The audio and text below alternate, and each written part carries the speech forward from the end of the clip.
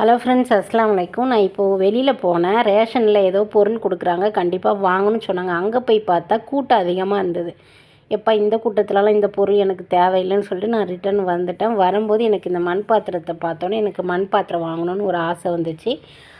அப்புறம் மண் பாத்திர கடையில் நிப்பாட்டிட்டு இந்த பெரிய பாத்திரம் வந்து 100 ரூபா, சின்ன சட்டி வந்து 50 ரூபா, சரிங்களா? 150 ரூபாய்க்கு இந்த 2 மண் சட்டியும் வாங்கிட்டு, அதுக்கு இந்த பார்க்கறதுக்கு இது க்யூட்டாக இருக்கேன்னு ஒன்று வாங்கிட்டு வந்திருக்கேன். இதில் திரியெல்லாம் போட்டு நான் யூஸ் பண்ண மாட்டேன், சரிங்களா?